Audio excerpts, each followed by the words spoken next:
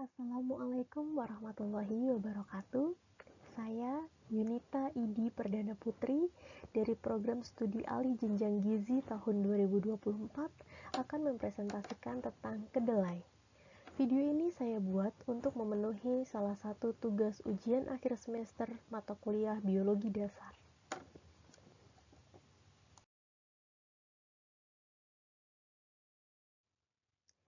Langsung kita masuk ke dalam materi yang pertama, yaitu tentang sistematika atau klasifikasi dari kedelai. Dalam sistematika tumbuhan atau biasa juga disebut dengan taksonomi, tanaman kedelai dapat diklasifikasikan termasuk ke dalam divisio Spermatophyta, klasis Dicotyledon, kemudian ordo Rosales, dia juga masuk ke dalam familia Papiliones, kemudian genusnya adalah Glycine, dan spesiesnya adalah Glycine Max L. Merrill.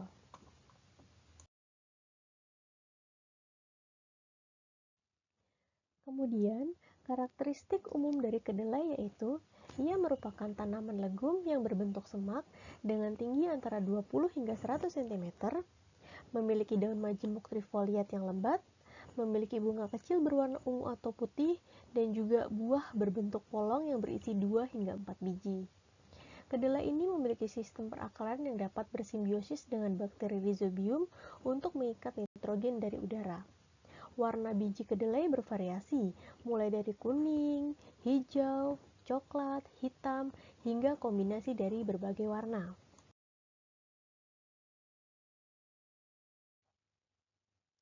Pada tugas kali ini, alasan saya memilih kedelai yang pertama yaitu karena kedelai merupakan sumber protein nabati berkualitas tinggi, di mana kedelai ini memiliki 9 asam amino esensial. Yang kedua, kedelai ini kaya akan nutrisi penting. Selain asam amino yang saya sebutkan sebelumnya, kedelai juga mengandung serat yang baik bagi pencernaan, kemudian juga kaya akan vitamin dan mineral seperti vitamin B, zat besi, kalsium, dan juga magnesium. Yang ketiga, kedelai mengandung isoflavon yang bermanfaat bagi kesehatan. Isoflavon ini merupakan salah satu senyawa yang membantu mengurangi risiko penyakit jantung dan juga osteoporosis. Selain itu, isoflavon juga mengatur kadar hormon bagi wanita yang dalam masa menopause. Yang keempat, dapat diolah menjadi berbagai produk pangan. Produk pangan yang sudah diketahui dan menjadi favorit masyarakat Indonesia tentunya berasal dari kedelai adalah tahu dan tempe. Selain itu, kedelai juga dapat diolah menjadi sumber makanan lain yang tentu saja dapat bermanfaat dan bergizi tinggi untuk tubuh kita. Selanjutnya, alasannya adalah karena kedelai ramah lingkungan dan berkelanjutan. Produksi kedelai ini menghasilkan jejak karbon lebih rendah dibandingkan sumber protein hewani. Kemudian, bisa dibudidayakan di berbagai kondisi tanah dan iklim yang ada di Indonesia. Alasan yang terakhir, kedelai ini mendukung ketahanan pangan dan ketersediaan gizi. Mengapa demikian? Karena harganya relatif terjangkau dibandingkan sumber protein lainnya, dan juga dapat dijadikan solusi untuk memenuhi kebutuhan protein masyarakat Indonesia.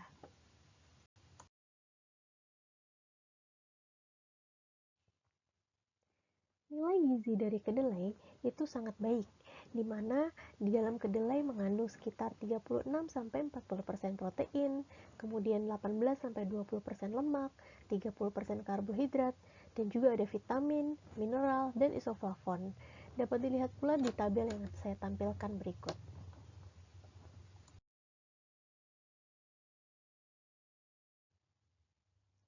Setelah kita mengetahui baiknya kandungan nilai gizi yang terdapat dalam kedelai, tentu saja itu memberikan manfaat yang banyak bagi manusia.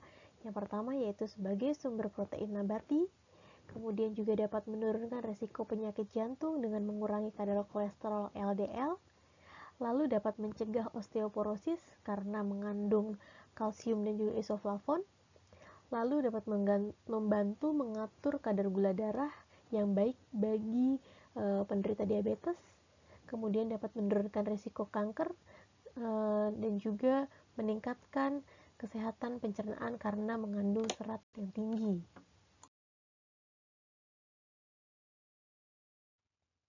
Lalu, bagaimanakah status ekologi dari kedelai? Habitat kedelai sendiri dapat tumbuh optimal di daerah yang beriklim tropis hingga subtropis dengan suhu 20 hingga 30 derajat Celcius. Jumlah dan sebaran kedelai ini dapat dibudidayakan luas di berbagai negara, terutama di Amerika Serikat, Brazil, Argentina, Tiongkok, dan juga Indonesia sendiri. Peranan kedelai dalam ekosistem berperan dalam peningkatan kesuburan tanah melalui fiksasi nitrogen oleh bakteri Rhizobium di akar dari kedelai ini. Kemudian status endemisitasnya, kedelai ini bukan merupakan tanaman endemik, tetapi telah tersebar luas dan dapat dibudidayakan secara global. Selanjutnya, upaya pelestarian kedelai dapat kita lakukan dengan pengembangan varietas unggul yang tahan terhadap hama, penyakit, dan juga perubahan iklim. Lalu, penerapan pertanian berkelanjutan yang berbasis pupuk organik juga dapat kita lakukan. Selanjutnya, konservasi plasma nutfah dapat kita lakukan juga untuk menjaga keanekaragaman genetik dari kedelai itu sendiri. Kemudian, penyuluhan dan edukasi terhadap petani mengenai teknik budidaya yang baik dan juga ramah lingkungan dapat kita lakukan untuk pelestarian kedelai. Dan yang terakhir, pengurangan konservasi lahan pertanian agar produksi kedelai tetap terjaga.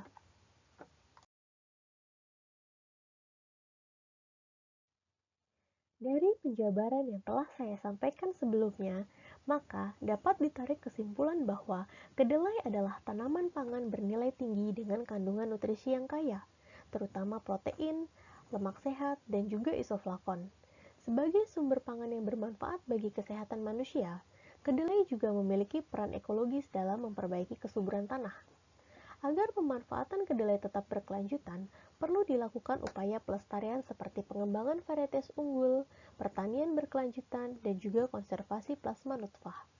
Dengan demikian, kedelai dapat terus menjadi sumber pangan yang penting bagi manusia dan juga untuk masa depan. Berikut adalah referensi yang saya ambil sebagai acuan untuk membuat materi dalam video ini.